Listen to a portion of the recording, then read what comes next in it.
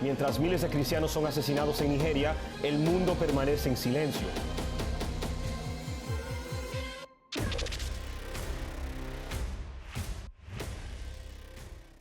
Viendo la importancia que tiene la iglesia dentro del plan de Dios, sobre todo en estos tiempos que estamos viviendo, ¿verdad? Donde cada vez nos acercamos más al final de los tiempos, donde cada vez nos acercamos más al regreso de nuestro Señor Jesús.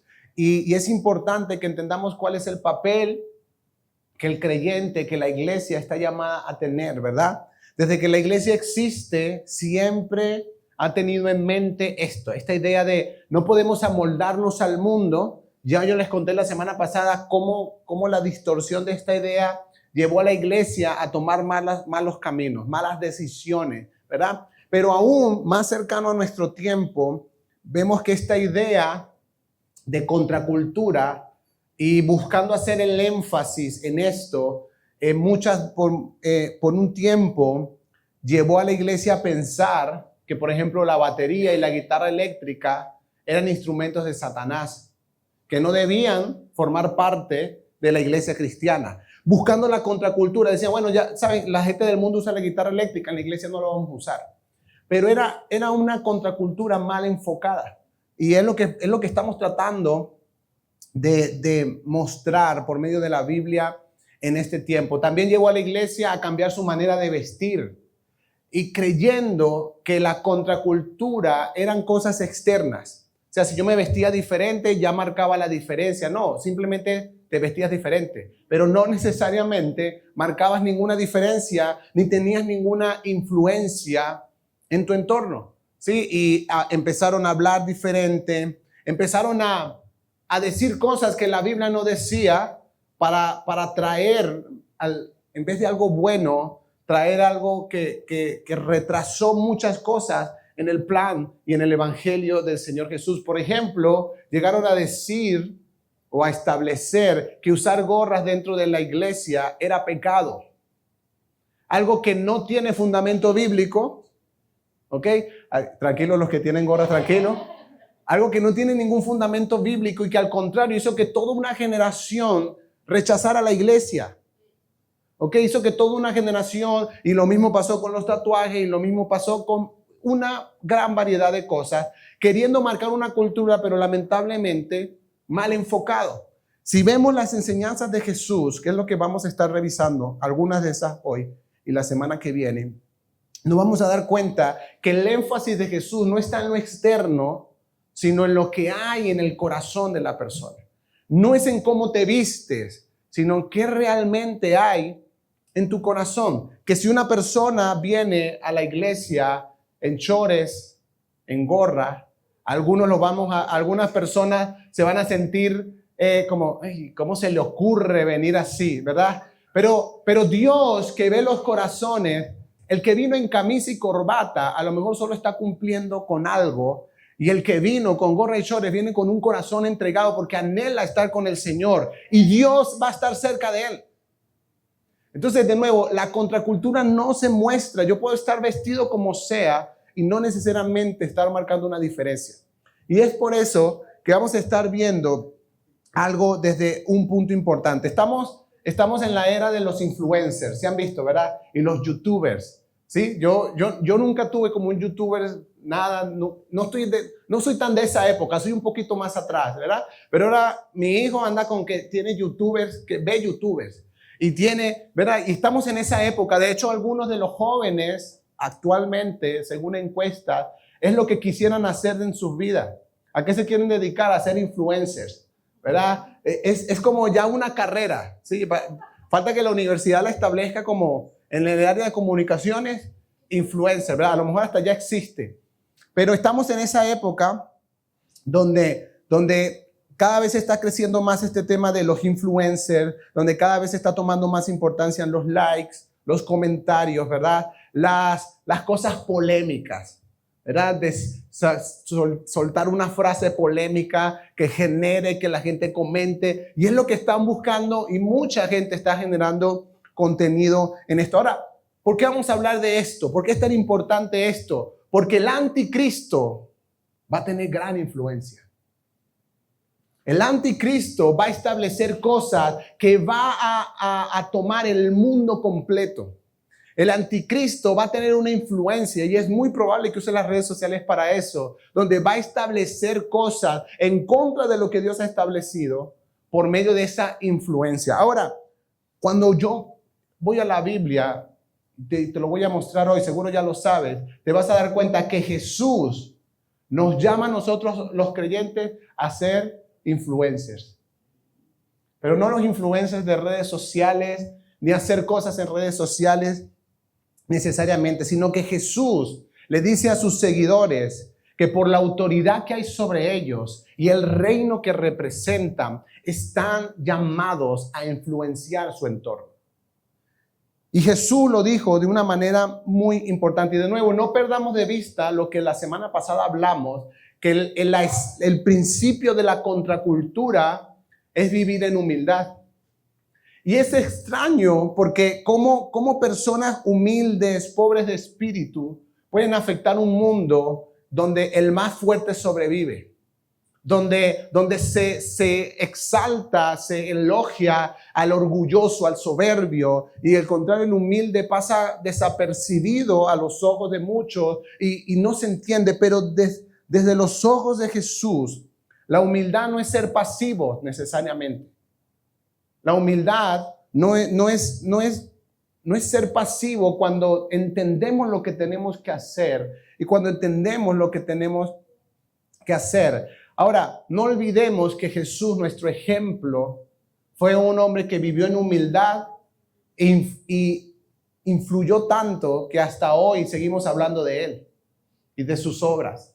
¿Por qué? Porque a pesar de que vivía en humildad, el reino de Dios impacta y trae influencia alrededor cuando lo vivimos de la manera correcta. Y Jesús utilizó dos metáforas para esto. Y quiero que lo veas en Mateo capítulo 5, verso 13 al 16. Y dice, ustedes son la sal de la tierra, pero si la sal pierde su sabor, ¿cómo volverá a ser salada? Ya no servirá para nada, sino para ser arrojada a la calle y pisoteada por la gente. Ustedes son la luz del mundo. Una ciudad sentada sobre un monte no se puede esconder. Tampoco se enciende una lámpara y se pone debajo de un cajón, sino sobre el candelero, para que alumbre a todos los que están en casa. De la misma manera que la luz de ustedes alumbre delante de todos, para que todos vean sus buenas obras y glorifiquen a su Padre que está en los cielos. Y vamos a entrar en estos minutos en estas dos metáforas, ¿verdad? Para entender por qué Jesús utiliza exactamente estos dos elementos para hablar del tipo de influencia que los seguidores de Cristo iban a tener en el mundo en el que vivían ellos y en el mundo en el que vivimos nosotros. Para empezar, todo hogar en ese tiempo, y creo que en este tiempo también, todo hogar, no importa si tenían dinero, si eran muy pobres, mínimo en todo hogar había sal y luz. Eran cosas esenciales, eran cosas que en ese tiempo no podías vivir sin eso, ¿verdad? No existía la electricidad como la conocemos, pero había luz, ¿verdad? Habían las lámparas, habían candeleros, había una manera de iluminar. Era importante tanto la luz como la sal, ¿verdad? Entonces Jesús va a utilizar estos dos elementos que todos conocen. Todos los que lo están escuchando, grandes, pequeños, pobres o ricos, todos saben de qué está hablando. Y todos conocían la sal y la luz y cómo afectaba de alguna manera el entorno, ¿verdad? Pero es muy importante que tomemos en cuenta que Jesús está usando estas dos metáforas también marcando una gran diferencia. Dice, por un lado, Jesús dice, por un lado está la tierra y por otro lado están ustedes que son la sal de la tierra. Jesús dice, por un lado está el mundo y por otro lado están ustedes que son la luz del mundo. Él está no solo hablando de una metáfora, está hablando de cómo cómo el reino de Dios está por un lado y el mundo está por el otro, y la influencia que estamos llamados a tener, ¿verdad? Así que hay algo común en ambas metáforas. Estamos nosotros y aquello que estamos llamados a afectar, aquellos que estamos llamados a influenciar. Están, voy a decirlo así, están los hijos de Dios y los que no son hijos de Dios. Porque no todos los seres humanos son hijos de Dios. No lo digo yo, no me lo inventé yo, lo dice la Biblia. Sino el que cree en Jesucristo, dice, al que lo recibe, al que cree en su nombre, Juan 1:12, les dio la potestad de ser llamados hijos de Dios. Así que, por un lado, Jesús está diciendo, ustedes que son hijos de Dios, y por el otro lado están los que no son hijos, y cómo deberíamos estar afectando nosotros el entorno en el que estamos. Y por eso la Biblia una y otra vez dice, no nos amoldemos nosotros al mundo, sino que tenemos que tener algo que los afecte. Entonces, estas metáforas, de nuevo, es algo que revelan una gran verdad. Por un lado está que aunque el mundo, como lo conocemos, alardee de sus grandes luces, de sus grandes estrellas que alumbran, en realidad es un mundo con poca o con nada de luz. En realidad es un mundo donde sí, parece que todo está muy iluminado, pero en el fondo el mundo está lleno de oscuridad. Y el tema es que no pueden salir de la oscuridad por ellos mismos. El mundo no puede salir de la oscuridad. Así, también la tierra es un lugar que va caminando a la corrupción, al deterioro cada día. Y no es sorpresa, la Biblia lo dice, la injusticia va a aumentar, la maldad va a aumentar. Y es lo que estamos viendo. Seguro a algunos les ha pasado, ¿verdad? Que vemos algo en las redes sociales y decimos, no puede ser que la gente ahora se esté creyendo perro. O sea, ¿hasta dónde vamos a llegar? Sí, el mundo cada vez se está deteriorando más, ¿verdad? Entonces, eso es una realidad, aunque el mundo, las noticias quieren mostrar que hay avances. Hay avances científicos, pero se siguen deteriorando. Hay avances en iluminación, pero siguen viviendo en oscuridad. Los avances que nos muestran no hablan de lo que en esencia realmente está sucediendo en el mundo. Sí, pero la Biblia sí lo dice. Entonces, de nuevo, Jesús hace estas dos afirmaciones. Ustedes son la sal de la tierra. Ustedes son la luz del mundo.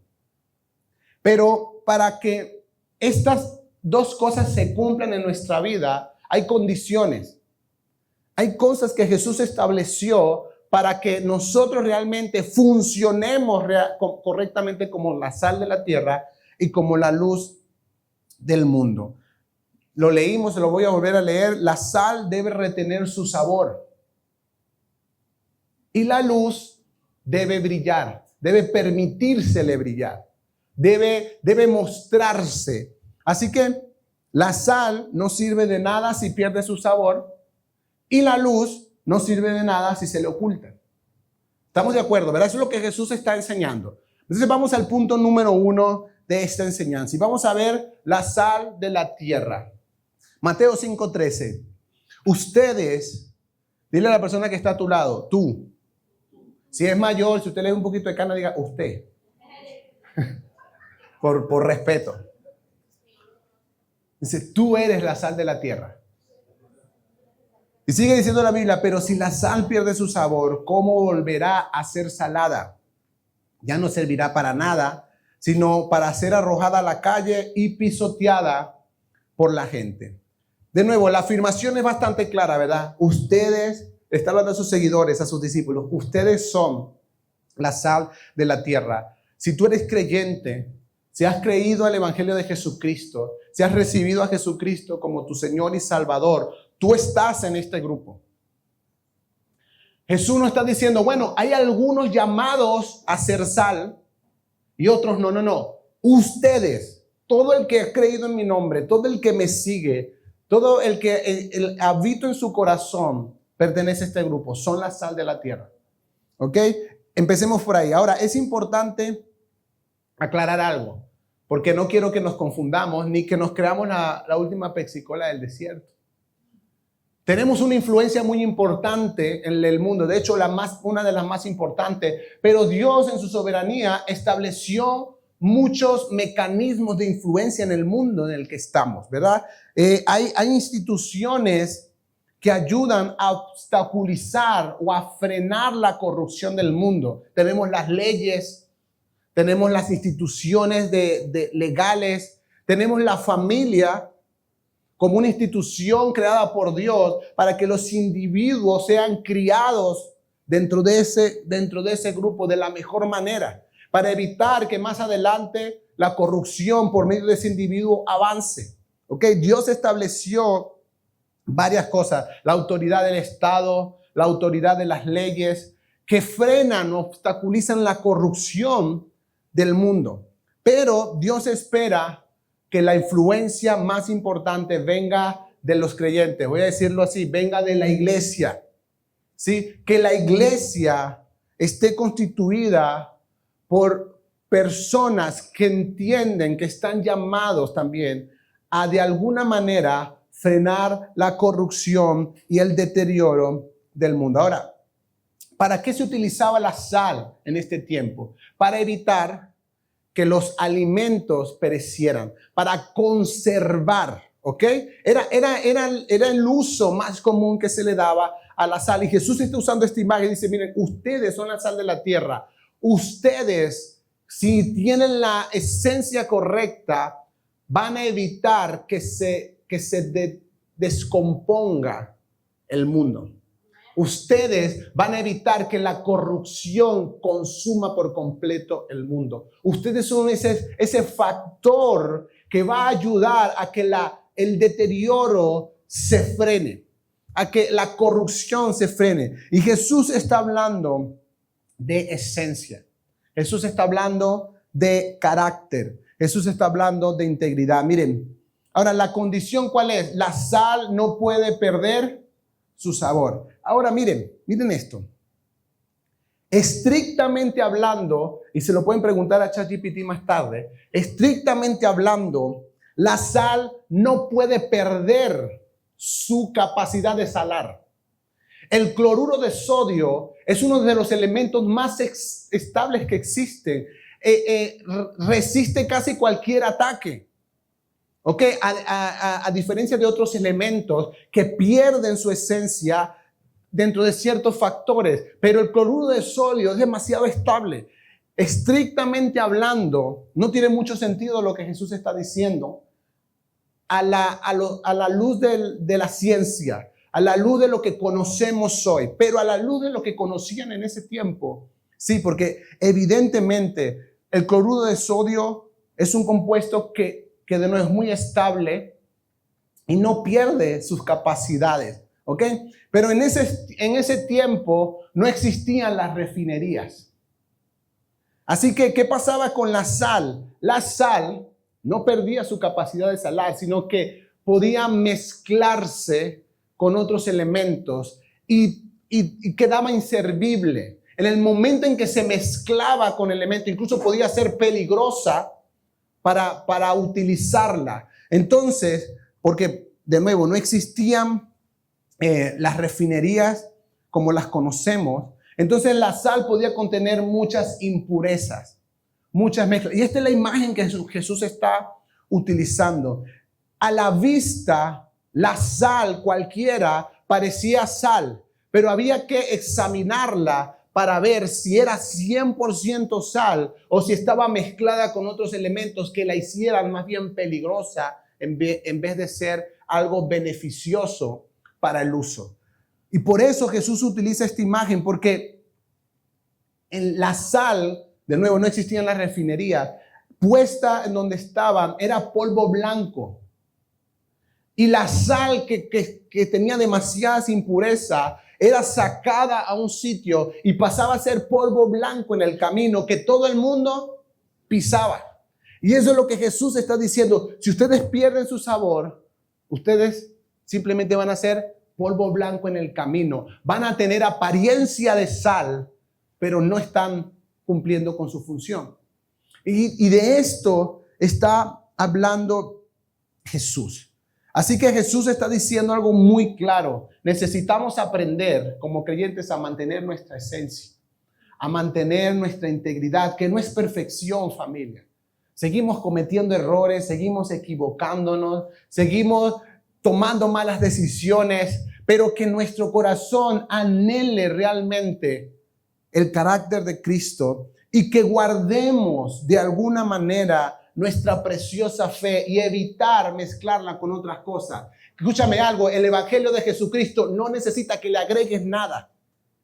El evangelio de Jesucristo puro, bíblico, es suficiente para transformar el mundo. Y la iglesia se confundió en algunos momentos y en algunos escenarios cuando sintió la necesidad de, ¿y por qué no hacemos yoga cristiano? ¿Verdad? Para que venga la gente y le predicamos de Cristo. Ok, está bien, pero no mezcles el evangelio con otras creencias.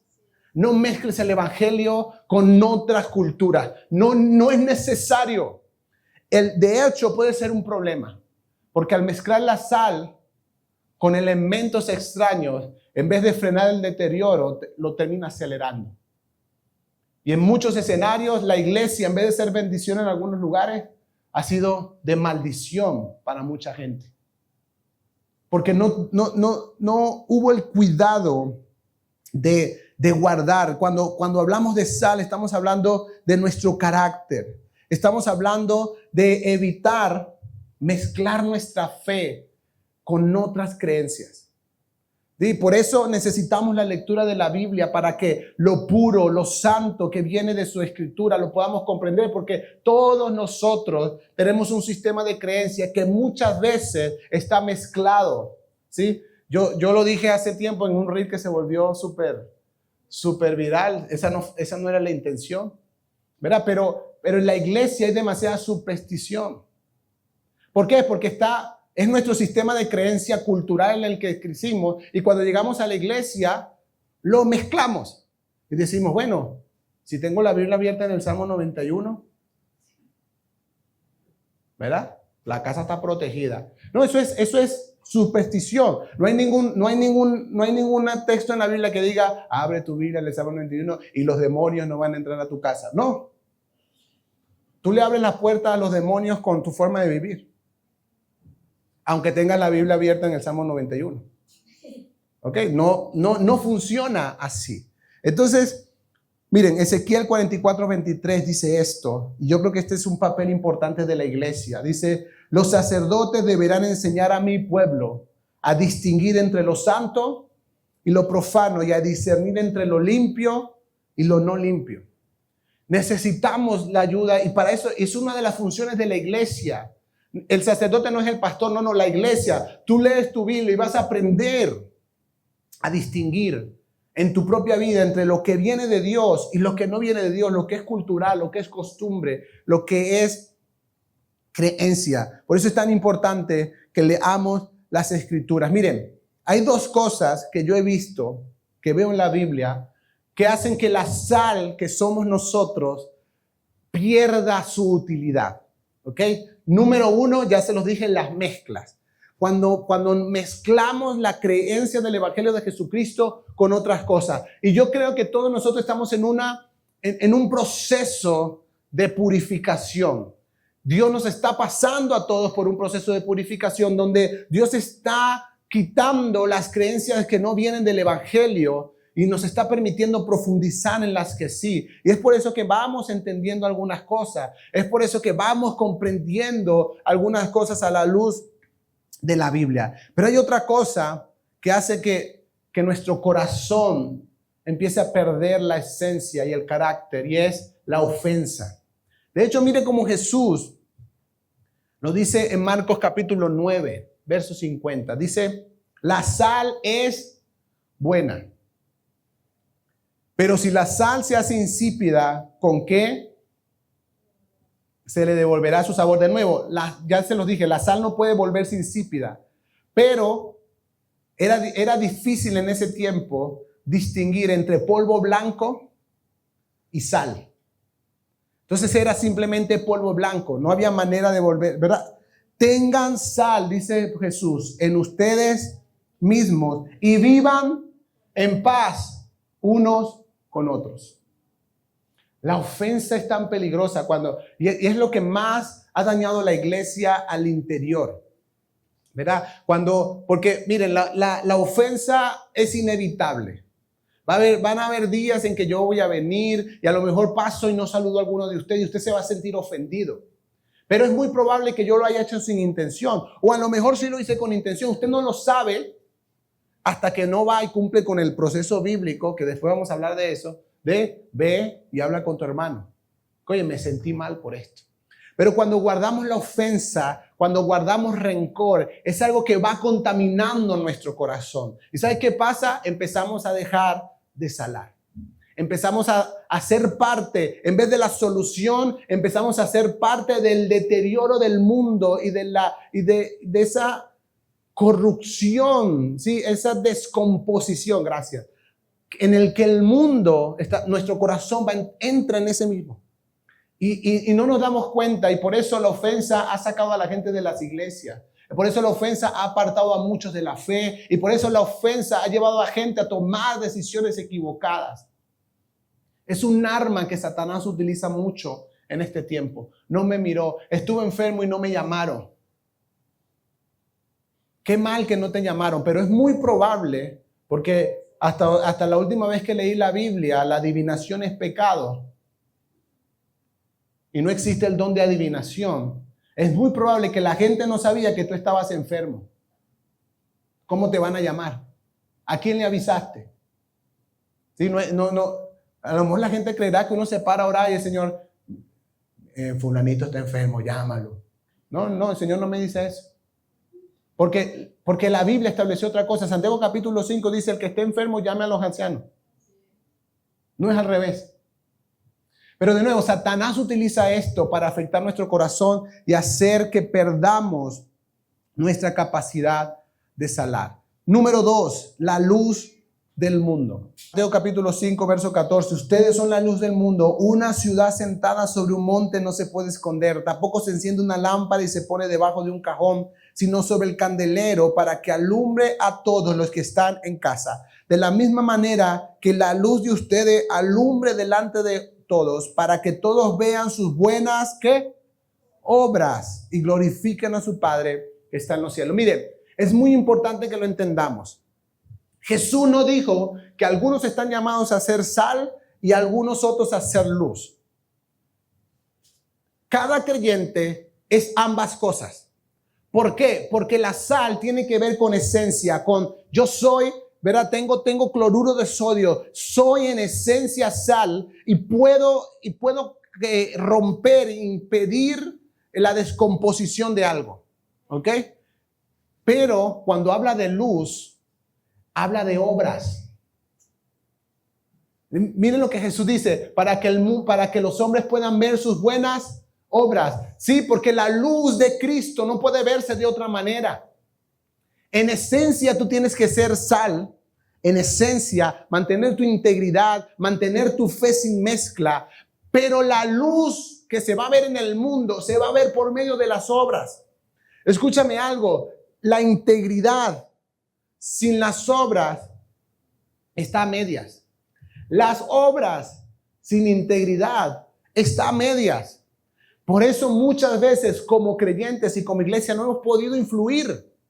Porque o nos vamos para un lado o nos vamos para el otro, pero no entendemos completamente el llamado de Dios. Sigue siendo una afirmación contundente. Ustedes son la luz del mundo. Más adelante Jesús dice, yo soy la luz del mundo. ¿Ok?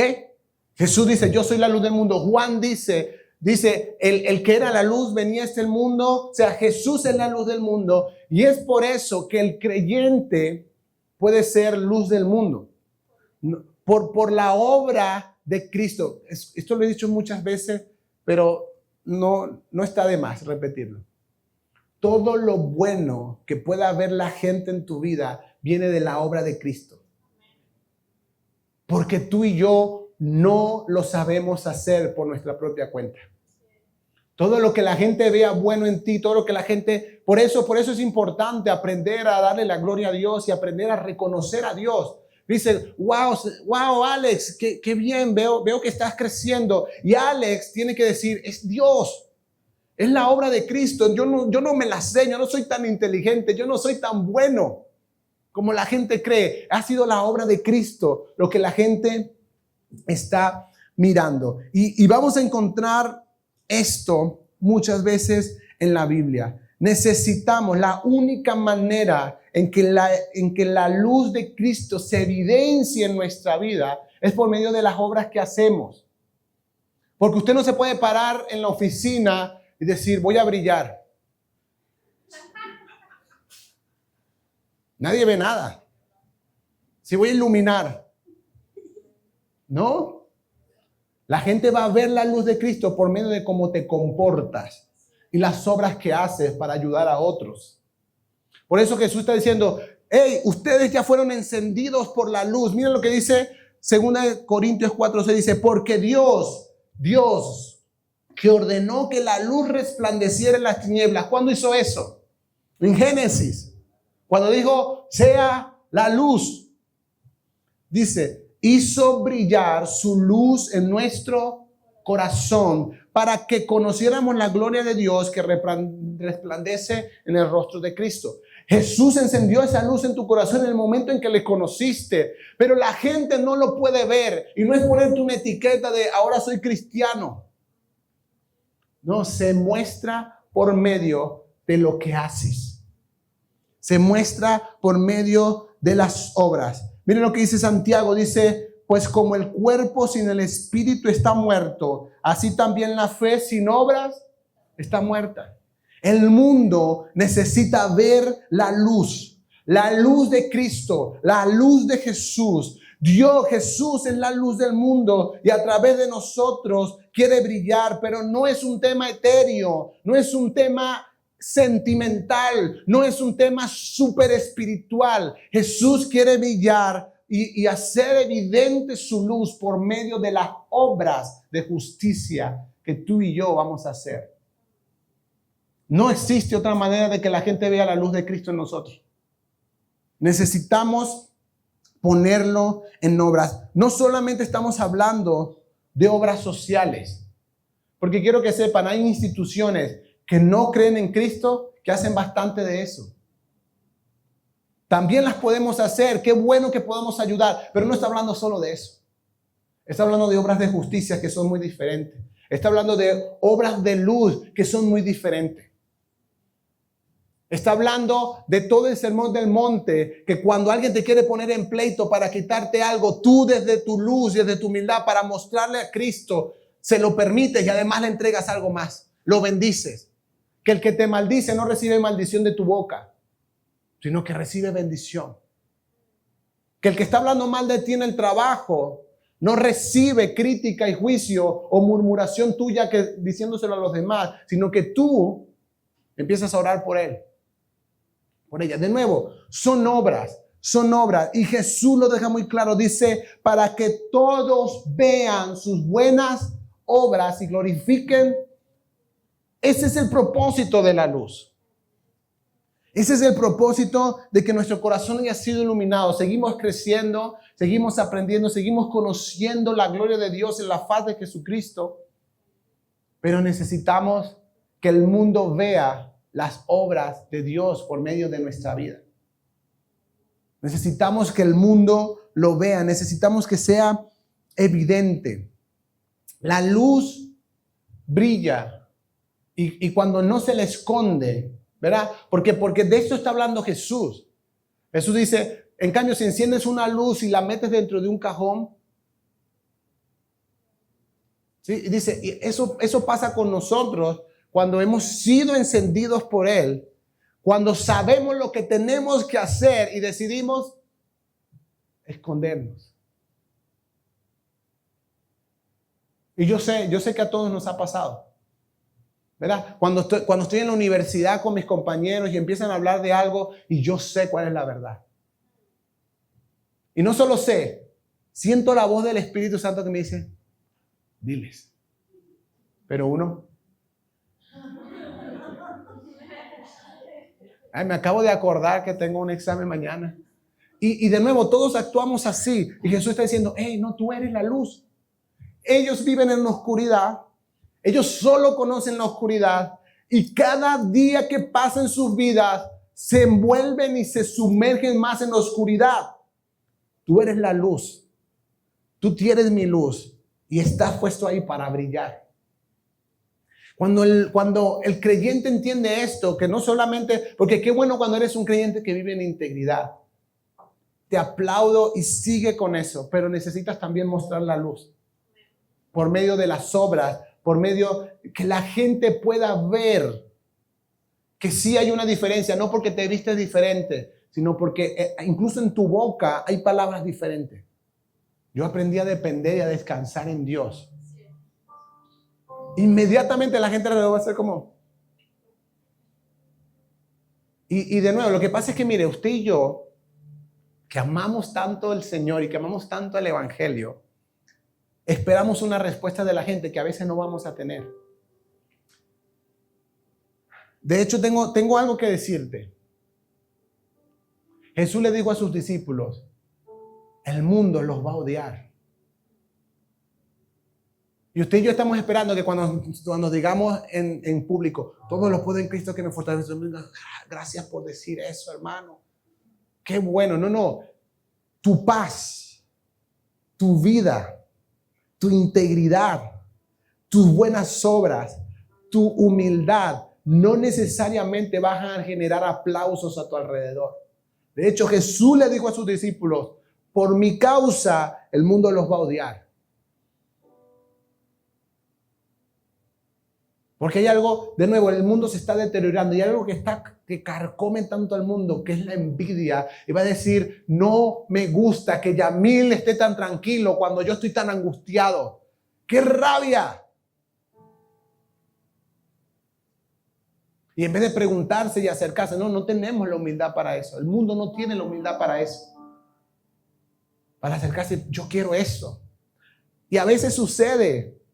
Y qué bueno cuando sucede, pero quiero que sepas, no es la respuesta que siempre vamos a recibir.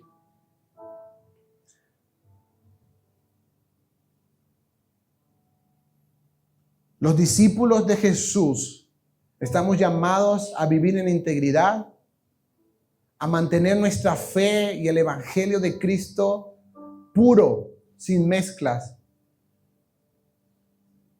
Y también estamos llamados a mostrar la verdad que sabemos, a mostrar la verdad que representamos, a mostrar a Jesús por medio de nuestras obras de justicia. Que de nuevo quiero repetirlo porque no quiero que quede en duda. No estoy hablando de obras sociales.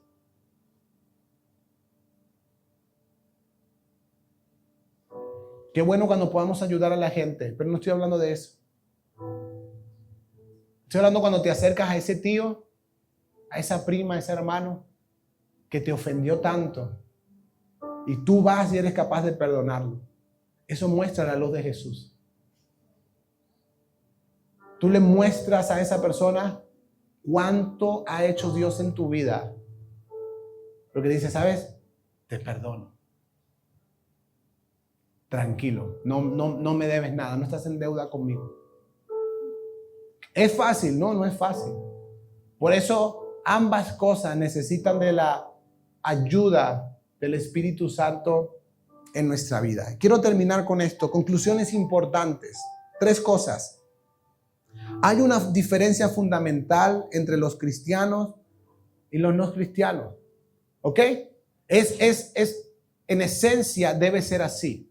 No porque nos vestimos diferente, pero sí hay valores diferentes, hay principios diferentes y pertenecemos a un reino diferente. Tenemos que aceptar la responsabilidad que esto coloca en nosotros, de ser sal y luz, de frenar mi deseo de integrarme a un grupo adaptándome a ellos y buscar aceptar la responsabilidad que tenemos. Tenemos que ver nuestra responsabilidad cristiana como una responsabilidad doble, esencia y acción.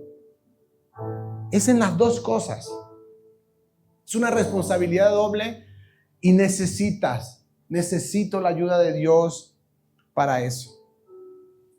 No está ahí, quiero leerte y vamos a orar. Primera de Pedro, si lo puedes buscar en tu Biblia, Primera de Pedro, capítulo 2.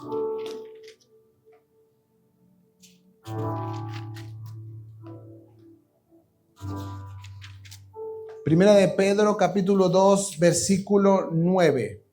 Dice la Biblia, ustedes son linaje escogido, real sacerdocio, nación santa, pueblo que pertenece a Dios. ¿Sabe cómo se llama eso? Esencia. Eso somos desde que creímos en Cristo. No somos perfectos, pero estamos en un camino de santificación que el Señor está haciendo en nuestra vida. Dice, ustedes son esto. Y Pedro tiene que decirlo para que sepa que ellos tenían que mantenerse de esa manera. Ustedes son nación santa, manténganse santos. Ustedes son un pueblo adquirido por Dios, manténganse así. No tienen que hacer lo que los demás hacen, no tienen que recibir lo que los demás reciben. Pero luego dice, para que proclamen. Proclamar es una acción. Para que hablen las obras maravillosas de aquel que los llamó de las tinieblas a su luz admirable.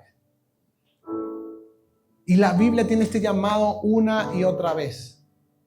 Ser llenos de Dios y luego ir y hacer obras de Dios. Ser llenos de la luz de Dios y luego ir y mostrar esa luz por medio de las obras que podemos hacer. Quiero pedirte, si no es mucha molestia, que te pongas de pie. Vamos a orar para cerrar este tiempo. Y tómate un minuto para pensar en tu vida. No pienses en otros, no pienses en, esta persona no es tan así. Piensa en ti y dile, Señor, yo anhelo aceptar este llamado, esta responsabilidad de ser sal y luz para el mundo que me rodea hoy. No quiero ser una luz que se esconde y tampoco quiero ser la sal que pierde su sabor, que se mezcla, que se vuelve impura, que se vuelve infructuosa. Si tú has colocado en la iglesia esta responsabilidad de ser el factor que obstaculiza y que impide el deterioro de las familias, yo quiero ser parte de eso. Algunos de ustedes están puestos para ser sal de los jóvenes, para evitar el deterioro, la descomposición de su vida con lo que Dios ha puesto en ti. Padre, enséñanos por medio de tu Espíritu Santo y por medio de la palabra escrita a llevar en nuestra vida, Señor, la esencia de ser la sal de la tierra y la acción de ser la luz del mundo. Y cómo estas dos cosas son necesarias en nuestra vida, Señor. Necesitamos ambas cosas. Porque anhelamos, Señor, ser de influencia para el entorno en el que nos movemos. No tienen que ser 10,000, no tienen que ser 100,000. Si puedo influenciar a 1, a 2, si puedo influir en mi familia, en mis hermanos, en mis primos, si puedo influir en mis compañeros cercanos, quiero hacerlo, Señor. Ayúdame, dile ahí al Señor, ayúdame a hacerlo, Padre. Hoy te damos gracias, Dios, por tu palabra. Hoy te damos gracias por poder reflexionar, Señor, en esta verdad que nos muestras de que somos la sal de la tierra y la luz del mundo.